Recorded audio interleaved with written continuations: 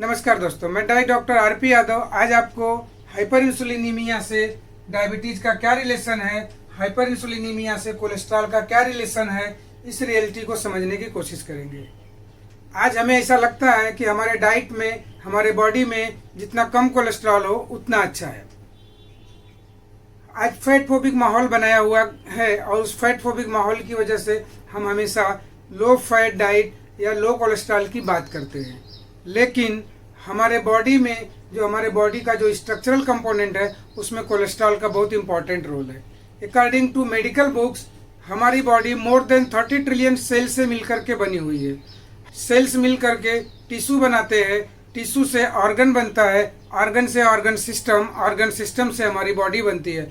Means हमारे इस body में सेल का कितना इंपॉर्टेंस है, और सेल का जो स्ट्रक्चरल कंपोनेंट है वहाँ पर भी कोलेस्ट्रॉल है। सेल की आउटर कवरिंग जिसे हम सेल मेम्ब्रेन बोलते हैं वो कोलेस्ट्रॉल यानी फास्फोलिपिड से बनी हुई है। जब फास्फोलिपिड से बनी हुई है, कोलेस्ट्रॉल का इतना इंपॉर्टेंस है, और कोलेस्ट्रॉल जब ये नहीं रहेगा तो सेल नहीं बनेगी। सेल नहीं बनेगी मतलब टिश्यू नहीं बनेंगे, मीन्स ऑर्गन नहीं बनेंगे, और ऑर्गन नहीं बनेंगे तो ऑर्गन सिस्टम नहीं बनेगा, और जब ऑर्गन सिस्टम नहीं बनेगा तो हमारी बॉडी नहीं। मीन्स सेल नहीं तो हम नहीं, कोलेस्ट्रॉल नहीं तो हम नहीं। इस बात को हम आपको समझाने की कोशिश करेंगे।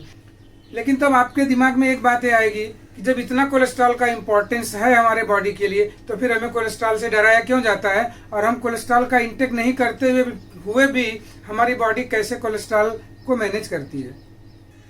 तो हमारी बॉडी का क्रिएशन जिसने भी किया है, मीन्स गॉड बोले या नेचर बोले, तो नेचर ने हमारी बॉडी को बनाने के समय में ही ये रिस्क नहीं लिया कि बंदा कोलेस्ट्रॉल खाएगा या नहीं खाएगा। हमारे बॉडी में एक ऐसी मशीन, एक ऐसी फैक्ट्री बना करके भेज दिया कि ये फैक्ट्री के अंदर जो मशीन है, ये मशीन कोलेस्ट्रॉल नहीं खाते हुए भी दूसरे सोर्सेज से भी कोलेस्ट्रॉल को बना लेगी। मीन्स अगर हम कार्बोहाइड्रेट भी खाएंगे तो हमारी बॉडी कोलेस्ट्रॉल बना लेगी। वो मशीन का नाम है लीवर। लीवर हमारे बॉडी में, हमारे ब्लड में जो मौजूद कोलेस्ट्रॉल होता है या हमारे बॉडी का जो कोलेस्ट्रॉल जो हमारे रिक्वायर्ड होता है हमारे बॉडी को, उसका मोर देन 70% जो है पोर्शन हमारा लीवर बनाता है। और लीवर कहाँ से बनाता है? ग्लूकोज इंटेक होते हुए भी उस ग्लूकोज से, कार्बोहाइड्रेट से कोलेस्ट्रॉल बनाता है। तो अब दूसरी बात आपको ये दिमाग में फिर आएगी कि जब अभी तक हम हेल्दी हैं और हेल्दी थे तो हमारे बॉडी में कोलेस्ट्रॉल जब बना रहा था और ज़रूरत भर की कोलेस्ट्रॉल कार्बोहाइड्रेट से हमारा बॉडी दे रहा था, लीवर बना रहा था, तो आज इसको क्या तकलीफ हो गई, ये अचानक से ज़्यादा कोलेस्ट्रॉल क्यों बनाने लगा। तो ज़्यादा कोलेस्ट्रॉल क्यों बनाने लगा उस बात को अब आप यहाँ पे समझेंगे। हमने पिछले वीडियो में भी इंसुलिन रेजिस्टेंस की बात आपको बताया था, उस वीडियो को भी आप देखेंगे तो आपको ये बात क्लियर हो जाएगी। जब हमारे बॉडी में यानी हम कार्बोहाइड्रेट का इंटेक ज़्यादा करते हैं, हाई ग्लाइसेमिक लोड वाला डाइट हम लेते हैं, तो हाई ग्लाइसेमिक लोड वाला डाइट, हाई कार्ब डाइट लेने के बाद ब्लड में शुगर का लेवल ज़्यादा आता है। जितना ज़्यादा हम कार्बोहाइड्रेट का इंटेक करेंगे उतना ज़्यादा ब्लड में शुगर का लेवल बढ़ेगा, और उस ब्लड में बढ़ी हुई शुगर को सेल्स तक पहुंचाने के लिए इंसुलिन अपना एक्शन चालू करता है। तो जब ज़्यादा ग्लूकोज का इंटेक होगा तो इंसुलिन को भी ज़्यादा बनाना पड़ेगा पैंक्रियाज को। जब ज़्यादा पैंक्रियाज इंसुलिन बनाएगा और वो बढ़ी हुई इंसुलिन उस ग्लूकोज को सेल्स में डाल देगी। लेकिन क्या होता है कि हमारा इंटेक हमेशा कंटिन्यू और कांस्टेंट ज़्यादा रहता है, और उस कंडीशन में पैंक्रियाज को ज़्यादा इंसुलिन बनाने की ज़रूरत पड़ती है, और कुछ दिनों के बाद हम देखेंगे कि हमारे बॉडी में इंसुलिन का लेवल भी बढ़ा हुआ रहने लगता है, जिसे हम हाइपर इंसुलिनीमिया कहते हैं, जो कि कभी नोटिस नहीं किया जाता है, इसका कभी टेस्ट नहीं किया जाता है। और जब हाइपर इंसुलिनीमिया हमारे बॉडी में रहने लगती है तो उस कंडीशन में कुछ दिनों के बाद धीरे धीरे फिर सेल्स और इंसुलिन के बीच में एक प्रकार का रिएक्शन होता है, और जिसे हम इंसुलिन रेजिस्टेंस का नाम देते हैं। तो इंसुलिन रेजिस्टेंस भी बाद में डेवलप हो जाती है। अब आप देखेंगे कि हमारे दिमाग में बातें आती है कि हम ज़्यादा शुगर खाएंगे तो हमें डायबिटीज होगी। तो यहाँ ऐसी बात नहीं है। आप ज़्यादा कार्बोहाइड्रेट का इंटेक लेते हैं तो उस समय आपके बॉडी में ग्लूकोज का लेवल बढ़ा हुआ रहने लगता है, और उसको मैनेज करने के लिए इंसुलिन का लेवल भी बढ़ा हुआ रहने लगता है, और हाइपर इंसुलिनीमिया हो रहने लगती है। और हाइपर इंसुलिनीमिया ही बाद में रेजिस्टेंस में डेवलप होती है। तो कभी कभी होता ऐसा है कि हमें डायबिटीज तो बाद में डेवलप होती है, बाद में मालूम पड़ती है। हाइपर इंसुलिनीमिया की वजह से कोलेस्ट्रॉल का लेवल बढ़ा हुआ रहने लगता है, ब्लड प्रेशर भी बढ़ा हुआ रहने लगता है। तो जब हमारे बॉडी में कोलेस्ट्रॉल का लेवल बढ़ा रहेगा तो वो किस तरह से हमारे बॉडी को अफेक्ट करेगा। तो अब होता क्या है कि ये कोलेस्ट्रॉल का लेवल क्यों बढ़ गया और लीवर अचानक से ज़्यादा कोलेस्ट्रॉल क्यों बनाने लगा। तो देखिए, जब हमारे बॉडी में हाइपर इंसुलिनीमिया रहने लगता है, इंसुलिन की बढ़ी हुई मात्रा रहने लगती है, तो ये इंसुलिन बढ़ा हुआ या हाइपर इंसुलिनीमिया, इंसुलिन रेजिस्टेंस क्या करता है कि लीवर में उस रिसेप्टर्स को जा करके पकड़ कर बैठ जाता है। मतलब सीधे सीधे शब्दों में बोले तो वो ऑन बटन को पकड़ कर बैठ जाता है और लीवर को बोलता है चल तू अब बना। और उस कंडीशन में लीवर ज़्यादा कोलेस्ट्रॉल बनाने लगता है, ज़रूरत से ज़्यादा कोलेस्ट्रॉल बनाने लगता है और हमारे ब्लड में कोलेस्ट्रॉल का लेवल बढ़ा हुआ दिखने लगता है। तो यहाँ पर आपको समझने की बात यह है कि कोलेस्ट्रॉल बढ़ने का प्राइमरी रीजन क्या हुआ, हाइपर इंसुलिनीमिया, मीन्स इंसुलिन बढ़ा हुआ है। और इंसुलिन जब बढ़ा हुआ रहने लगता है तो कुछ दिनों के बाद हमें डायबिटीज भी हो जाती है। तो डायबिटीज होने के बाद अब आपको दूसरी बात समझने की है कि जब डायबिटीज भी हो गया और कोलेस्ट्रॉल भी बढ़ा हुआ है, तो डायबिटीज में हमने पीछे भी आपको बताया था, डायबिटीज होने के बाद जब ब्लड में शुगर का लेवल ज़्यादा रहने लगेगा, इंसुलिन भी ज़्यादा रहने लगेगा। इंसुलिन मेटाबॉलिक ग्रोथ फैक्टर का काम करता है, सेल्स में ग्रोथ ज़्यादा कराएगा। इंसुलिन के साथ साथ में जब ग्लूकोज का लेवल बढ़ा हुआ है तो ग्लूकोज स्टिकी नेचर का है, वो स्टिक करेगा। वो कोलेस्ट्रॉल बढ़ा हुआ है, कोलेस्ट्रॉल के साथ एडिशन होगा इसका, ये स्टिकी नेचर का होने की वजह से ये जो है ब्लॉकेज तैयार करेगा, हमारे आर्टरी में ब्लॉकेज होने लगेगा। हम जिसे एथेरोस्क्लेरोसिस का नाम देते हैं। अब एथेरोस्क्लेरोसिस होगा तो ये जितनी भी बारीक वेसल्स हैं, आर्टरीज हैं, ऐसे जहाँ पे कि बारीक नसों के द्वारा हमारे ऑर्गन्स को सप्लाई मिल रही है, उस जगहों पर जाकर के ब्लॉकेज ज़्यादा इफेक्ट करेगा। जहाँ मोटी नलियाँ हैं वहाँ ब्लॉकेज का इफेक्ट कम दिखने को मिलेगा। तो अगर ये ब्लॉकेज किडनी में जाकर के हुआ तो किडनी में ब्लॉकेज होने की वजह से किडनी को अफेक्ट करेगा। ये ब्लॉकेज अगर हार्ट की आर्टरी में हुआ तो हार्ट ब्लॉकेज होने के चांसेस बढ़ जाते हैं, मीन्स हार्ट अटैक के चांसेस बढ़ जाते हैं। ब्रेन में ये ब्लॉकेज हुआ तो ब्रेन स्ट्रोक के चांसेस बढ़ जाते हैं। इस तरह से आप देखेंगे कि बढ़ा हुआ शुगर का लेवल, बढ़ा हुआ इंसुलिन का लेवल और बढ़ा हुआ कोलेस्ट्रॉल का लेवल, ये तीनों हमारे बॉडी को किस तरह से अफेक्ट कर रहे हैं, हमारे बॉडी में डैमेजिंग फैक्टर्स को बढ़ा रहे हैं, डैमेजिंग इफेक्ट बढ़ रहा है, एथेरोस्क्लेरोसिस बढ़ रही है और वो जो है अल्टीमेटली ब्लॉकेज के रूप में जाती है। मतलब हर तरह से हमें डेंजर है। तो अब बात आपको समझने की वापस से है कि इसका बेसिक रीजन क्या है, प्राइमरी रीजन क्या है, इसका प्राइमरी कारण क्या है। इसका high intake of carbohydrate, high intake of carbohydrate, क्योंकि हमने बताया कि हमारे बॉडी में कोलेस्ट्रॉल का इंपॉर्टेंस ज़्यादा है, बट हम हाई इंटेक ऑफ कार्बोहाइड्रेट ले रहे हैं और ये हाई इंटेक ऑफ कार्बोहाइड्रेट हमारे बायोकेमिस्ट्री को यही डिस्टर्ब करके रखा है। इंसुलिन लेवल बढ़ा रहा है, कोलेस्ट्रॉल बढ़ा रहा है, हाइपर इंसुलिनीमिया हो रही है, इंसुलिन रेजिस्टेंस हो रहा है। अब बात यहाँ समझने की दूसरी ये है कि जैसे हमारा कोलेस्ट्रॉल का लेवल बढ़ा हुआ रहने लगता है तो हम क्या करते हैं, हम तो डॉक्टर के पास जाते हैं और गोली लेते हैं। डॉक्टर क्या आपकी बीमारी को ठीक करता है? कभी नहीं, क्योंकि गोली लेने के बाद हमें क्या होता है, हम जैसे गोली लेते हैं हम उस बढ़े हुए को मेंटेन करते हैं। सिम्टम्स जो होता है उस सिम्टम्स को कम करने की बात करते हैं, शुगर के लेवल को कम करने की बात करते हैं। रूट काज पे नहीं जाते हैं, हम सिम्टोमेटिक ट्रीटमेंट करते हैं। रूट काज पे अगर जाएं तो रूट काज को अगर पकड़ लें और उसके लेवल से अगर डायग्नोसिस करें तो रूट काज को कम करने के बाद हमारी बीमारियां ठीक होती दिख रही हैं। लेकिन हम रूट काज को पकड़ते नहीं, हम सिम्टम्स को पकड़ते हैं। कोलेस्ट्रॉल लोअरिंग ड्रग लेते हैं, वो ड्रग कौन सा है? Statin group of medicine.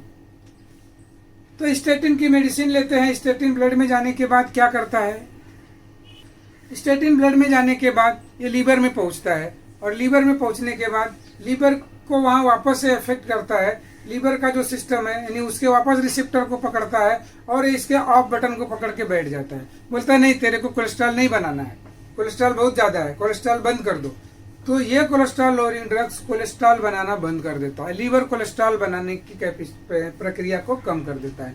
अब आप समझेंगे कि एक जो है बढ़ा हुआ इंसुलिन लीवर को बोल रहा है तू ज्यादा बना, एक दूसरा जा करके कोलेस्ट्रॉल लोअरिंग ड्रग्स बोल रहा है नहीं उनको कोलेस्ट्रॉल कम बनाना है।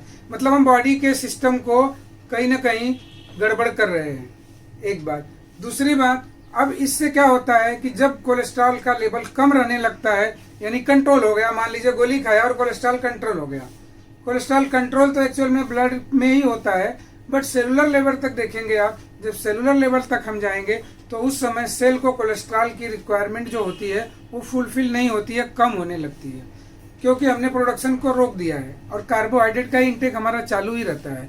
तो वहाँ पर दूसरी बात आती है कि वहाँ इंसुलिन रेजिस्टेंस भी बढ़ता है, क्योंकि जैसे ही हम कोलेस्ट्रॉल लोअरिंग ड्रग देते हैं तो ये हाइपर इंसुलिनीमिया को और बढ़ाता है, मीन्स इंसुलिन रेजिस्टेंस को और बढ़ाता है। तो उस समय डायबिटीज की प्रोबेबिलिटी और बढ़ जाती है, यानी डायबिटीज अगर और बाद में होने वाला है और कोलेस्ट्रॉल लोअरिंग ड्रग हमने चालू कर दिया तो डायबिटीज और जल्दी हो जाएगा। अब दूसरी बात है कि जब कोलेस्ट्रॉल लोअरिंग ड्रग हम लेने लगते हैं तो कोलेस्ट्रॉल का प्रोडक्शन कम होने के बाद में हमारे सेल्स को कोलेस्ट्रॉल की जो रिक्वायरमेंट है वो फुलफिल नहीं हो पाती है। तो सेल हमारे बॉडी में आप देखेंगे कि जो मैंने बताया अभी कि मोर देन 30 ट्रिलियन सेल्स होते हैं और वो सेल्स में से लाखों सेल्स रोज डैमेज होते हैं, रोज बॉडी में रिपेयर और रीजनरेशन की प्रक्रिया होती है। इसको भी आप समझ सकते हैं, आपके बॉडी में नाखून बढ़ रहा है, हेयर ग्रो हो रहे हैं, ये क्यों हो रहे हैं? क्योंकि रिपेयर और रीजनरेशन का प्रोसेस हमारे बॉडी में, ग्रोथ का प्रोसेस सतत कंटिन्यू चलते रहता है। अब उस कंटिन्यू प्रोसेस को चलने के लिए कोलेस्ट्रॉल लोअरिंग ड्रग लेने के बाद जब कोलेस्ट्रॉल की रिक्वायरमेंट जो हमें है वो कम हो जाती है तो बॉडी में हमें पेन चालू हो जाता है, जिसे हम बोलते हैं कि मतलब स्टेटिन का साइड इफेक्ट है। तो स्टेटिन का गोली लेने के बाद आपको ये साइड इफेक्ट चालू हो जाता है, कोलेस्ट्रॉल कम रहने लगता है, सेल्स को कोलेस्ट्रॉल की मात्रा कम मिलती है, मीन्स वहाँ रिपेयर और रीजनरेशन का प्रोसेस स्लो हो जाता है, तो वहाँ भी हमारे बॉडी को अफेक्ट करता है। अब दूसरी बात, हमें ये बताया जाता है कि आप डायबिटीज के पेशेंट हैं, मीन्स आपको लाइफ टाइम आपको मेडिसिन लेनी है। तो हम जितनी ज़्यादा मेडिसिन बढ़ते जाती है, और एक चीज़, कोलेस्ट्रॉल की जब हम गोली ले रहे हैं तो कुछ दिनों के बाद वही गोली काम करना भी बंद कर देती है, फिर हमें डोज बढ़ाना पड़ता है, गोलियों का कॉम्बिनेशन बढ़ाना पड़ता है। सेम चीज़ आपको डायबिटीज में भी होती है।